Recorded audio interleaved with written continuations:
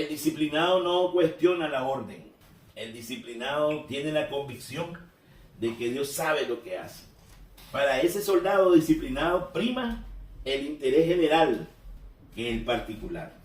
Prima el plan de Dios sobre su plan de vida personal. No busca salvarse a sí mismo. Se une al plan salvífico de toda la humanidad, elaborado y creado y planificado por Dios Padre. Ese es el soldado disciplinado, el manso, el humilde, el que no se revela. Dice, me sujeto a tu plan, con el dolor de su hijo, de su hija, de toda su familia. Murieron, pero me sujeto a tu plan. Me rindo a tu plan. Obedezco tu plan. Hago un homenaje de mi entendimiento y de mi voluntad a tus designios. Tú sabes lo que haces. Tú sabes lo que haces. Renuncio a mi plan. Renuncio a mi clamor personal de justicia. Hazme justicia. Renuncio a eso, a ese clamor. No se haga mi voluntad, sino la tuya. No se haga mi voluntad, sino la tuya. Renuncio a pedirte explicaciones. Renuncio a preguntarte, ¿por qué a mí? Renuncio a eso. Tú eres mi Dios. Tú eres mi Rey y Señor. Tú sabes lo que haces. Tengo fe en ti. Confío en ti absolutamente.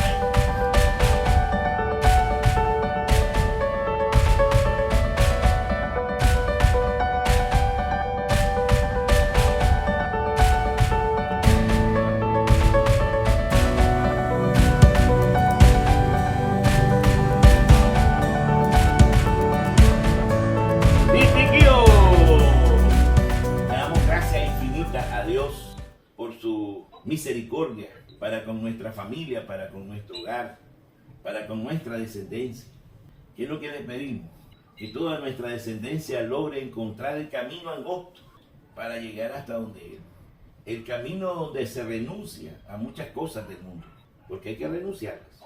No podemos ir con el paquete de cosas del mundo como que si no ha pasado nada. Tenemos que renunciar. De hecho, esa es la parte de la Biblia que hoy vamos a meditar. Pareciera que ya la vimos. Es decir, hay una primera parte donde ya hicimos una explicación amplia de lo que nosotros opinamos sobre ese trozo del Evangelio. Pero ahora hay un párrafo que se adiciona que no lo habíamos visto en la lectura anterior. No aparecía pues en la lectura anterior. Por eso ese párrafo me intrigó y me dejó asombrado de las cosas que nos quiere decir ese pequeño párrafo. El relato del Evangelio es aquel que dice que dos discípulos de Juan el Bautista, llegaron donde Jesús a preguntarle lo que Juan les había encomendado. Él le había encomendado desde la cárcel, porque se encontraba preso, le había encomendado preguntarle a Jesús si él era el Mesías que estaba esperando. Esa es la pregunta. ¿Eres tú el Mesías o no? ¿Hay que esperar a otro o no? Esa era la pregunta. Entonces los discípulos fueron donde Jesús y Jesús les contestó: todo lo que usted me dijo, los ciegos ven, los sordos oyen, los muertos resucitan, los leprosos quedan sanos y se predica el evangelio a los pobres. Luego se fueron, aquí donde comienza el evangelio de hoy. Cuando se fueron los mensajeros de Juan, Jesús comenzó a hablar a la gente diciendo: ¿qué es lo que ustedes salieron a ver al desierto? Cuando Juan predicaba en aquellos lugares. ¿Ustedes vieron una caña sacudida por el viento? ¿O salieron a ver un hombre vestido de telas preciosas? Los que visten fastuosamente y viven entre placeres y están en palacios. ¿Qué salieron a ver? ¿Un profeta acaso? Sí, un profeta. Él lo reafirma. Sí, un profeta. Y yo le aseguro que es más que profeta. Eso también le impactó a este evangelista, porque el otro era Mateo, este es Lucas. Cuando el Señor dice: sí, fueron a ver un profeta, pero era más que profeta. Y es cuando el Señor sacó un trozo de las Escrituras del Antiguo Testamento donde dice: este es aquel de quien está escrito: yo envío mi mensajero delante de ti para que te prepare el camino. Yo les digo que no hay nadie más grande que Juan entre todos los que han nacido de una mujer. Otra frase que quedó íntegra en este evangelista también. Es decir, la frase coincide en los dos evangelios que redacta este momento. Y con todo, dice, el más pequeño en el reino de Dios es mayor que él. Todo esto ya lo explicamos en el episodio anterior.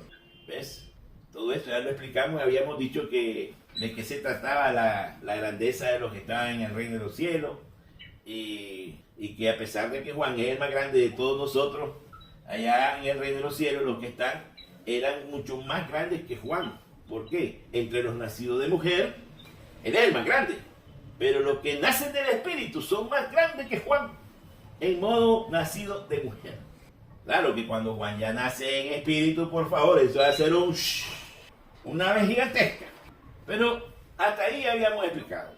Lo que nos llama la atención fuertemente este día es el siguiente párrafo, que no lo habíamos visto en el evangelio anterior. Dice, todo el pueblo que lo escuchó, incluso los publicanos, mire cómo recalca el evangelio, incluso los publicanos, todo el pueblo que lo escuchó, incluyendo a los publicanos, aceptaron el designio de justicia de Dios, haciéndose bautizar por el bautismo de Juan. Oiga bien, miren lo que descubrí hoy. Todo el pueblo que lo escuchó, incluso los publicanos, los que públicamente lo conocen como pecadores, ladrones, etc., aceptaron el designio, la voluntad. Designio, voluntad. Aceptaron la voluntad de justicia de Dios. Es decir, aceptaron que Dios, si se arrepienten, les acepta y los redime. No les pasa, dice, factura, no los condena. Y para que se quedara eso constatado, se hicieron bautizar por el bautismo de Juan. Hasta ahí todo bien.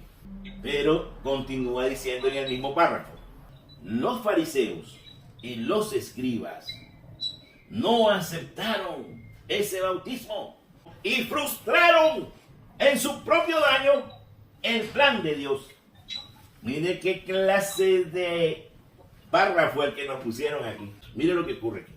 Los publicanos, incluso los publicanos, porque todo el pueblo escuchó, pero sobresale también los pecadores más reconocidos, que eran los publicanos, traidores entre los judíos. Pues los publicanos aceptaron el bautismo de Juan. Y Juan no los bautizaba, o los discípulos de Juan no bautizaban a nadie si no se arrepentían. Llegaron un día los fariseos y los escribas, yo me acuerdo, queriéndose bautizar ellos. Pero no se confesaban. ¿Cómo es eso? No hay arrepentimiento, no se arrepienten de sus pecados y querían bautizarse. Solo para que la gente mirara que eran santulones.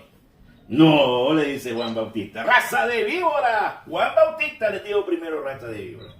No se quieren arrepentir y quieren que los bautices. Nada catamales. No hay nada. Él les dijo, ustedes son una raza de la que quieren andar aparentando, arrepiéntanse primero y después los bautizo. A los escribas y fariseos se los dijo, se los encaró Juan. Juan todavía estaba libre, pues no estaba preso. Y el Espíritu Santo hace destacar que todo el pueblo que escuchó a Jesús, incluso los publicanos, aceptaron el designio de justicia de Dios, haciéndose bautizar por el bautismo de Juan.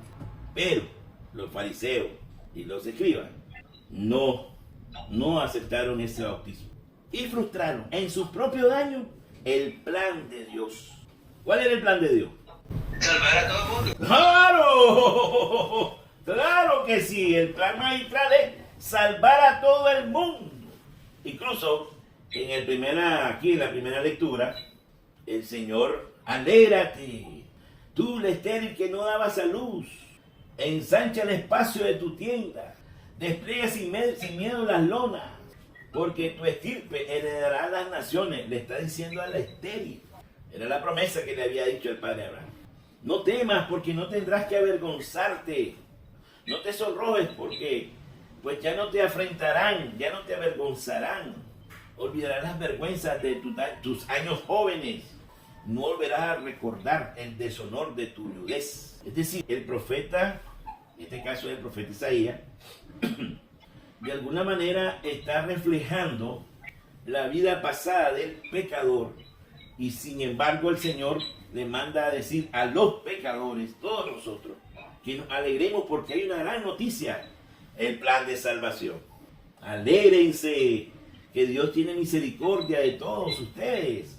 No importa que hayan sido, bueno, lo que hayan sido, y que eso nos llene de vergüenza, que hayan sido pecadores, no importa. Ya la vergüenza se les va a quitar de su rostro, porque el Señor ha tenido compasión de todos nosotros a través de su plan de salvación. Él tiene un plan de salvación.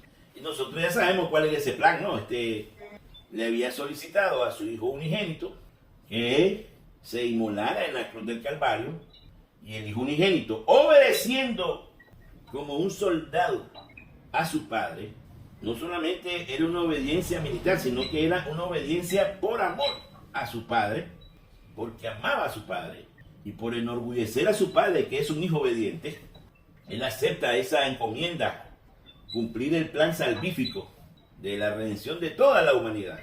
En esa misma obediencia muestra no solo amor al Padre, sino también amor a todos nosotros, que muere por cada uno de nosotros personalmente.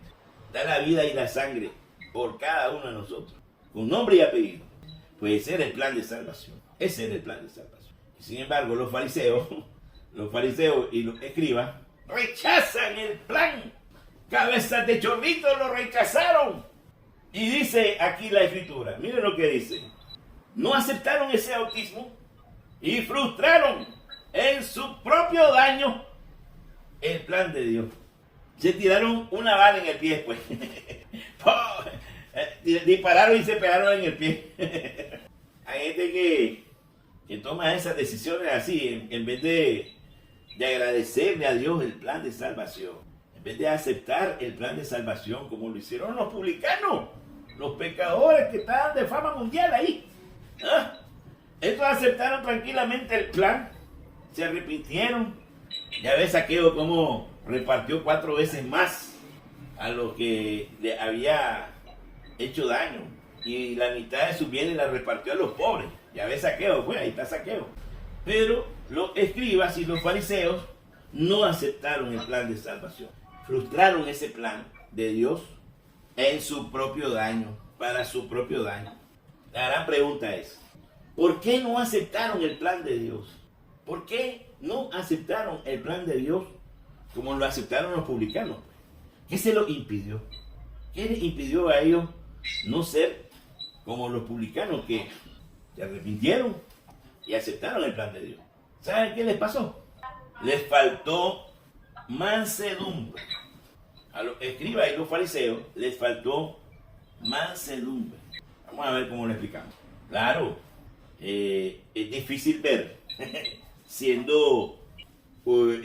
habiendo pasado por toda la escuela de religión, la filosofía y la educación que tuvieron los escribas y los fariseos dentro de la escuela, para que le enseñaran todo lo que sabían, para que tuvieran la potestad delante del pueblo de que ellos eran los que manejaban las escrituras, que de repente apareciera allá en el desierto uno que se vestía con pelo de camello, que apenas podía comer saltamontes y miel, y que ese anduviera bautizando en el nombre del Señor, cosa que ellos querían hacer. ¿Por qué no nos han cogido a nosotros si nosotros somos los que nacimos en la escuela de Gamaliel, la de los fariseos? ¿Por qué no nos han cogido a nosotros si somos los que estamos encargados del culto?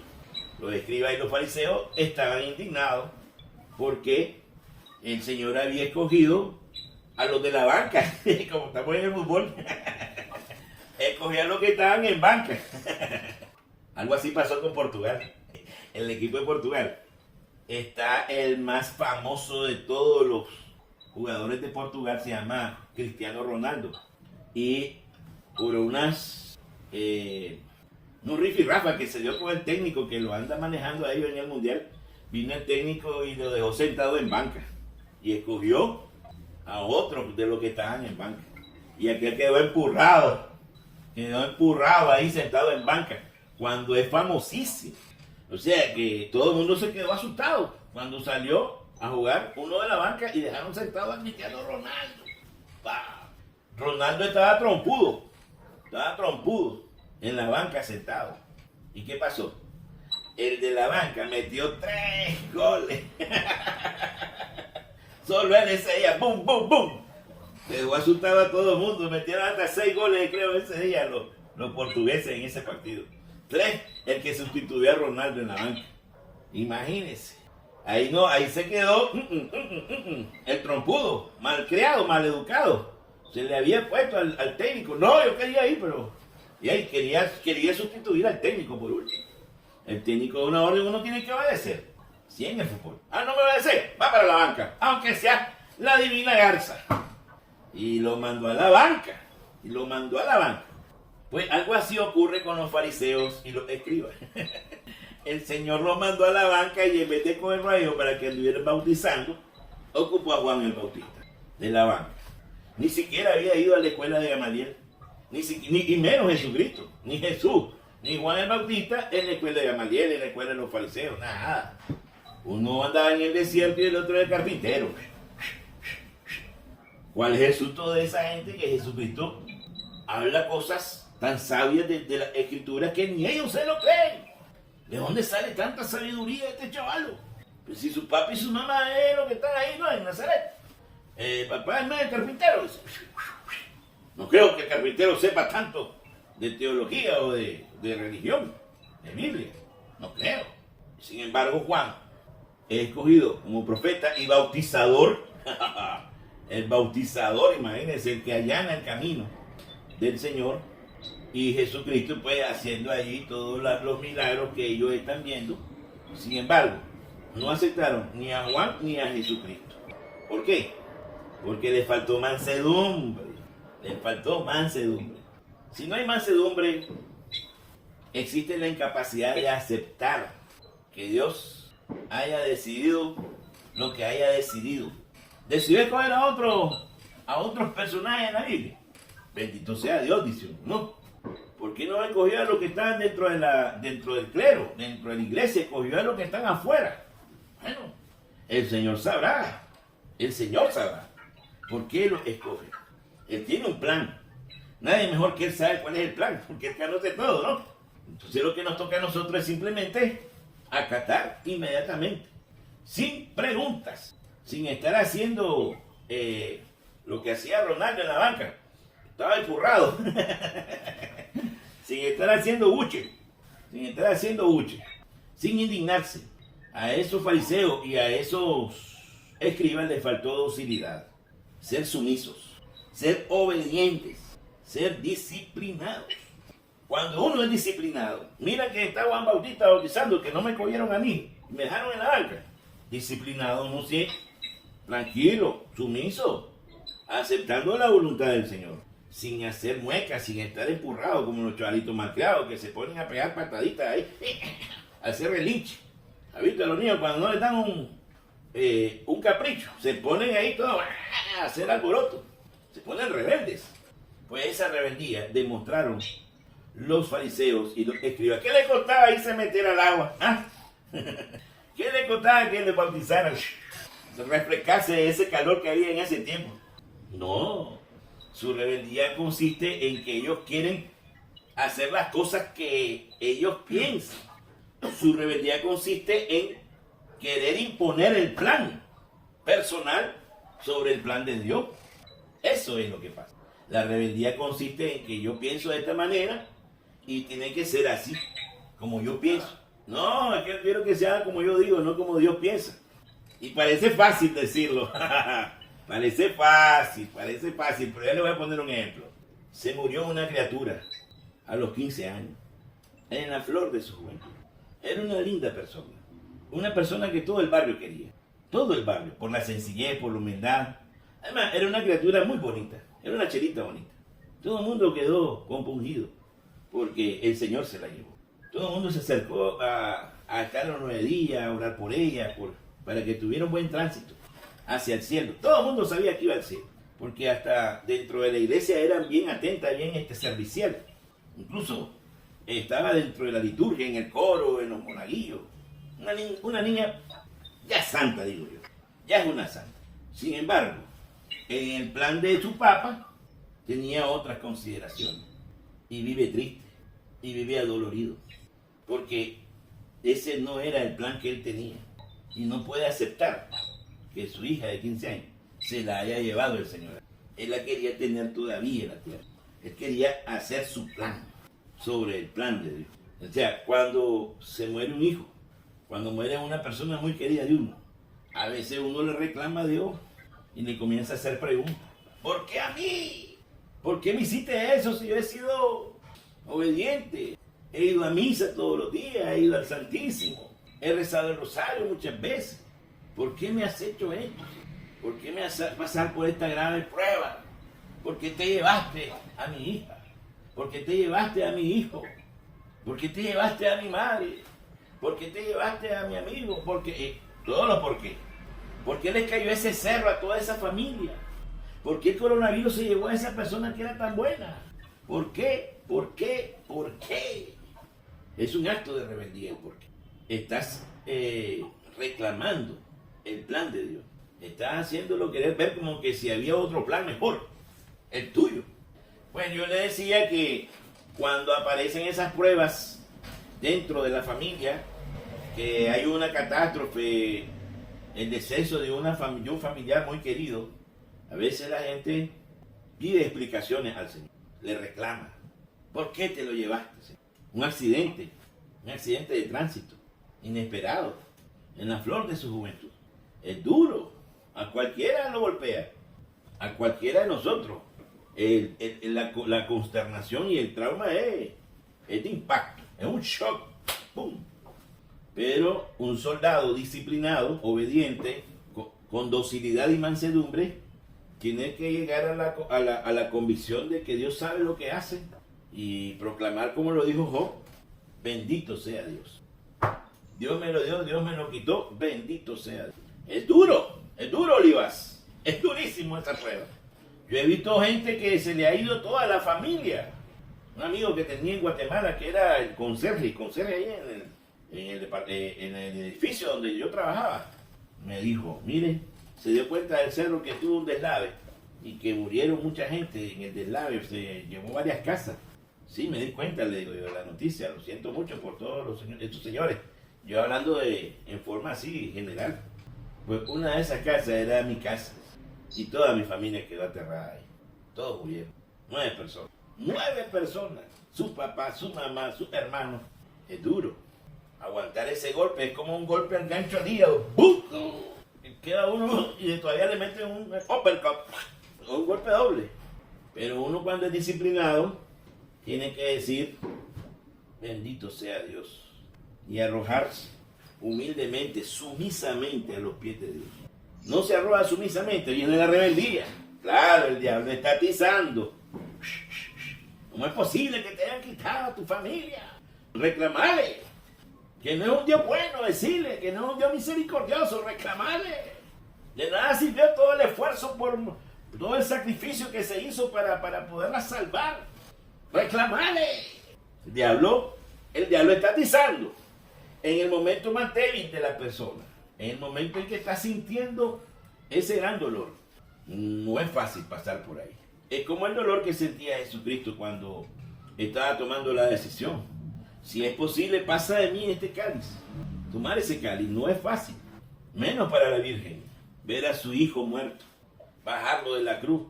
El diablo le ha dicho, reclamale. Igual le ha dicho. Pero la madre, como el hijo, siempre fue una esclava dócil, servicial y dócil, disciplinada. Hágase en mí lo que usted ordene. Hágase su voluntad. Señor, sí, Señor, aunque esté sufriendo. Cuando la enfermedad comienza a querer doblegar la fortaleza de espíritu, cuando la enfermedad se hace más mordedora.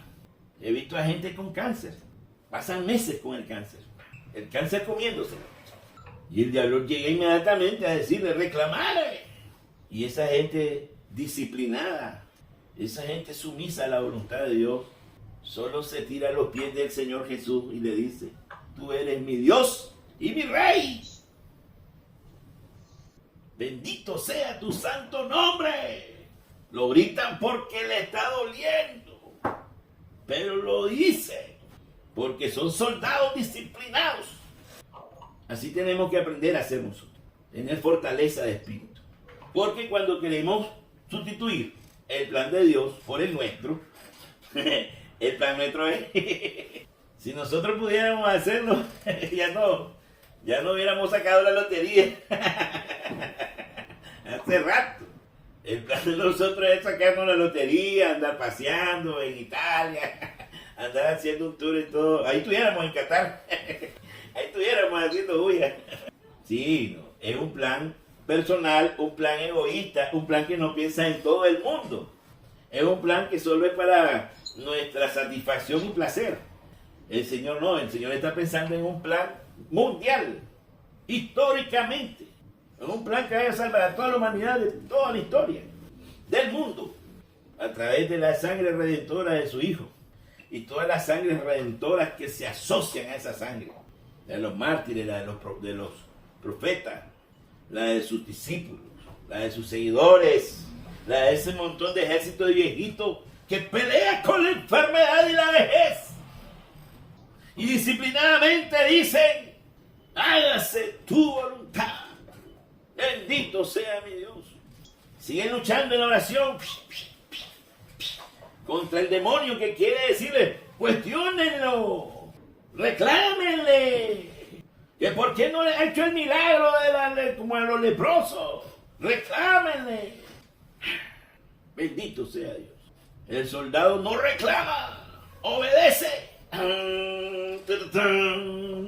Eso me acuerda la película donde había un francotirador. Bueno, como siempre los francotiradores tienen un asistente para que le esté ubicando los grados y que le esté diciendo cómo está la velocidad del viento.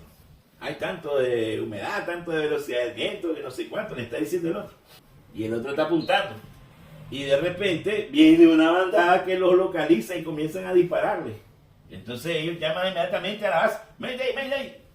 Necesitamos refuerzo, alguien que nos venga a sacar un helicóptero, manden al helicóptero. Por favor, manden al helicóptero, por favor. En la película. Y el jefe que está oyendo la radio allá en la base apagó el interruptor, apagó el radio para no seguir escuchando. Aló, oye, Mayday. Aló. Le colgaron el teléfono. Le colgaron la radio. Y entonces, ¿cuál fue la respuesta del general que le quitó la comunicación? Dice, ellos están capacitados para sobrevivir en cualquier tipo de circunstancia. Tienen que salir por su propia cuenta. ¡Wow! Y efectivamente, cuando aquellos se dieron cuenta que estaban sin radio y sin nada, comenzaron a subir los matorrales y ir saliendo y todo eso. No crean.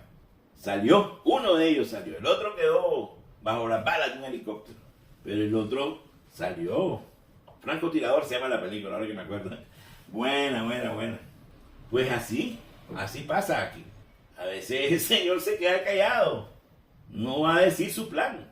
Y nosotros tenemos que ser disciplinados en aceptar su plan. Esta es la parte dura de la fe, donde tenemos que aceptar los infortunios con docilidad y mansedumbre, con la mansedumbre de la madre, que una espada le atravesó el alma.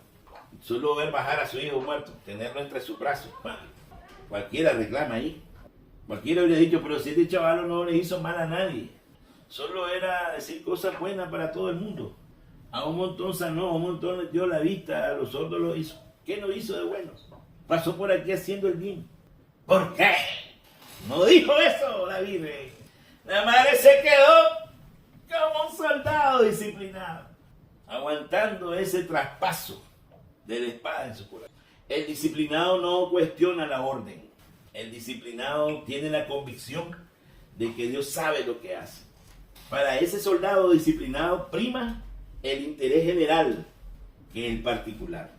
Prima el plan de Dios sobre su plan de vida personal. No busca salvarse a sí mismo. Se une al plan salvífico de toda la humanidad, elaborado y creado y planificado por Dios Padre. Ese es el soldado disciplinado, el manso, el humilde, el que no se revela. Dice, me sujeto a tu plan, Señor, con el dolor de su hijo, de su hija, de toda su familia. Murieron, pero me sujeto a tu plan. Me rindo a tu plan. Obedezco tu plan. Hago un homenaje de mi entendimiento y de mi voluntad a tus designios. Tú sabes lo que haces. Tú sabes lo que haces. Renuncio a mi plan. Renuncio a mi clamor personal de justicia. Hazme justicia. Renuncio a eso, a ese clamor. No se haga mi voluntad, sino la tuya. No se haga mi voluntad, sino la tuya. Renuncio a pedirte explicaciones. Renuncio a preguntarte, ¿por qué a mí? Renuncio a eso. Tú eres mi Dios. Tú eres mi Rey y Señor. Tú sabes lo que haces. Tengo fe en ti. Confío en ti absolutamente. Es la posición de los dos ladrones que están a la par de la cruz. Uno está preguntando y cuestionando. ¿Por qué no te salvas y no salvas? Le dice el ladrón que está a un lado de ella. ¿Por qué no te salvas y no salvas y no das rey? Si eres el Hijo de Dios, si tanto te das esa fama, ¿por qué no te salvas y me salvas? Y el otro, ¿pero qué dices? ¿Pero qué dices? ¿Qué estás diciendo? ¿Cómo vas a reclamarle a Dios que está sufriendo con vos el mismo suplicio? El otro lo reclama. Porque Dios está sufriendo el mismo suplicio que usted sufre. No está solo en el suplicio. Quizás uno crea que está solo, pero usted no está solo en ese suplicio. Junto a usted está Jesucristo, sufriendo el mismo suplicio. El padre que se le murió su hija, junto a él está Jesucristo, sufriendo el mismo suplicio. No es ajeno a su dolor. Él sufre con nosotros, el mismo suplicio. Y nos consuela, nos acompaña, se solidariza. Es más, lo vive con nosotros. Pero a veces nuestra terquedad, nuestra rebeldía, no percibe la presencia amorosa y misericordiosa de ese acompañamiento en nuestro suplicio. A veces estamos cansados de tanto aguantar. Y nos fallan a veces las fuerzas. Es normal, somos humanos. A veces nos falla. Pero para eso estamos aquí, Señor. Para agarrar de su palabra ese parrafito y darnos fuerza, energizarnos y aprender del Maestro a ser disciplinado, obediente, para no frustrar el plan de salvación de Dios hacia nosotros mismos. Eso fue lo que pasó con los fariseos. Por estar ahí de maleducados, de caprichosos, de rebeldes, frustraron el plan de Dios a su favor y se tiraron una bala en el pie. Ahí pegaron, se pegaron una bala en el pie. No aceptaron el bautismo de Juan, no aceptaron las palabras del Señor Jesús. No querían arrepentirse, no querían doblar sus rodillas, no querían hacer ese homenaje del entendimiento y de la voluntad para rendirse a la voluntad de Dios. Me rindo a tus designios y de aquí en adelante obedezco tus mandamientos, cueste lo que cueste. Tengo que aprender a renunciar a mi plan personal. Mi plan es fantástico. Anduviera, como le digo, en Qatar, pegando brincos con los argentinos ahí. Sin ser argentino, imagínense. Ahí ya tuviera mi plan. Pero el Señor quiere que seamos disciplinados, que tomemos nuestra cruz de cada día y lo sigamos con disciplina, con docilidad, con mansedumbre, con obediencia, obediencia de hijos, obediencia solícita e inmediata.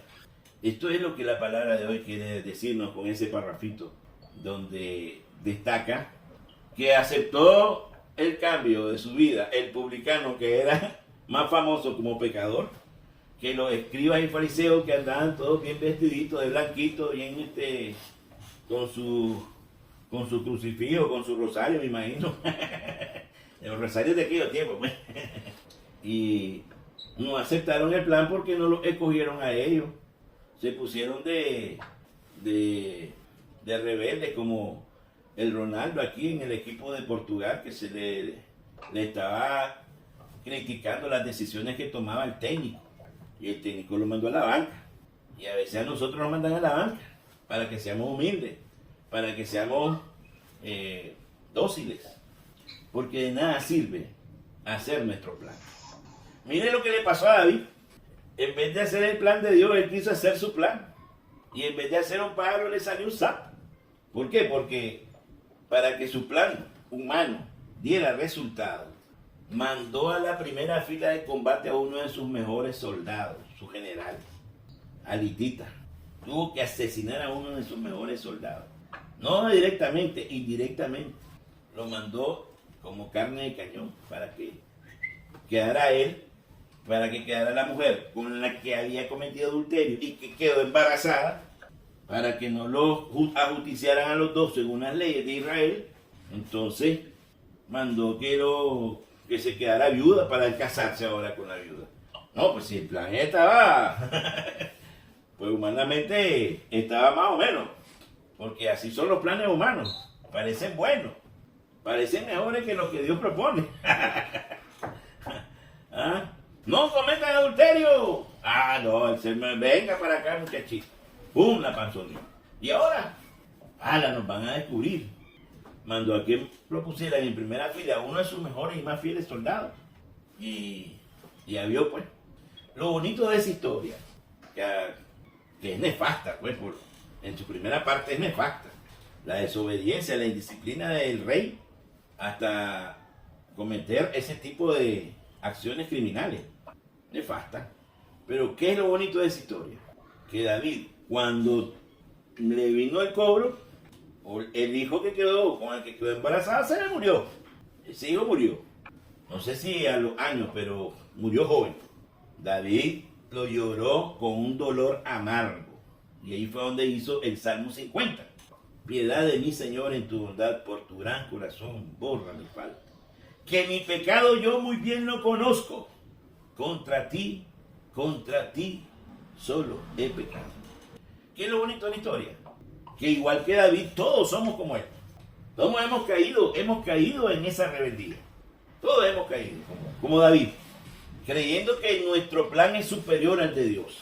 Y hemos sido rebeldes. ¿Cuándo somos rebeldes? Cuando no cumplimos esos mandamientos. Sin embargo, Dios tiene paciencia y misericordia. Paciencia para esperarnos a que nos arrepentamos, y cuando nos arrepentimos, a hacernos una gran fiesta de bienvenida. Lo bonito de esa historia es que todos tenemos el derecho de arrepentirnos de nuestros planes que han sido todos turbios. No, ningún plan sale bueno. Todos los planes salen pues, cachiflines. Todos los planes salen cachiflines. Tenemos la oportunidad, a pesar de todo eso, de pedirle al Señor sus misericordias para... Ahora sí, Señor, ya soy dócil, ya he aprendido la lección, por favor, ten piedad de mí, ten piedad de mí. Ese es el mensaje de hoy, papá. Disciplina, mansedumbre. Tenemos que aprender a renunciar a nuestro plan, renunciar a hacerle preguntas, a cuestionarlo y a obedecer como un soldado. Amén. ¿Qué te pareció, Padre mío? ¿Se energizó? ¿Se le llenó el tanque de la fe? Que el Señor Dios Todopoderoso te conceda al Espíritu Santo para que te dé toda la valentía que estamos necesitando a estas decisiones. Amén. ¡Amén! Te quiero mucho, Padre mío. Te quiero mucho. ¡Abrazo de oso! ¡Abrazo de oso! Dios rico en misericordia, Dios rico en misericordia, siempre está a tu lado. Hay que tener fe para verlo, para presentirlo. Ahí está cerca, para gozar su presencia. No estás solo. Dios está ahí. Anda con nosotros. Hasta mañana. Hasta mañana.